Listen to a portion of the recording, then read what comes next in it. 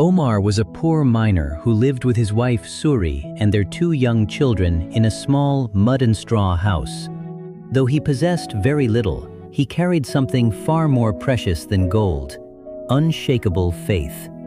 Every morning he knelt in his tiny yard and whispered, "Father, thank you for life, for my family, and for whatever little we have. Give me strength to keep working and faith to believe even when I see no results." Daily, Omar walked to the river and washed sand and stones in hopes of finding gold. Most days, he discovered only tiny grains, barely enough to buy simple food. Yet he always thanked God with a smile. Nearby, Damien, the wealthy gold buyer, watched Omar. Though he had riches, he lacked kindness. He mocked Omar often, saying, "You will never find a big nugget. You were born to be poor." But Omar never replied with anger. He simply smiled and said softly, "God can do the impossible. I trust him." One evening, after a long day with almost no gold, Omar knelt in his small room. Tears filled his eyes as he prayed, "Lord, I don't ask for myself. I ask for my family. Please bless us with a better life." That night, Omar had a dream. A glowing man appeared and said, "Omar, your faith will be rewarded. Tomorrow, go to the town square, feed the pigeons, and pray." Omar awoke amazed and shared the dream with Suri. She placed her hand on his and said, "Maybe this is a sign. Let's follow it."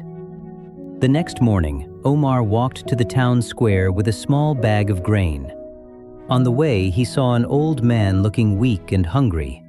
Without hesitation, he offered him the food. "I have little, but I can share." The old man smiled, blessed him, and disappeared into the crowd. Omar reached the square and scattered grain for the pigeons. They gathered around him, fluttering gently. Remembering the dream, he closed his eyes and prayed, "Thank you, Lord. Please hear my prayer." A peaceful joy spread through his heart. Later, Omar returned to the river. He worked patiently as always, panning sand for hours. His hands were sore, but his heart remained steady. Suddenly, he noticed a large rock that seemed unusual. Something inside urged him to move it. Using all his strength, he lifted it, and beneath it lay a huge gold nugget, shining brighter than anything he had ever imagined. Omar fell to his knees, crying, "Thank you, Lord." He carried the nugget home carefully. Suri and the children gasped with joy. Together, the family knelt and gave thanks to God. The next day, Omar traveled to a larger town and sold the nugget.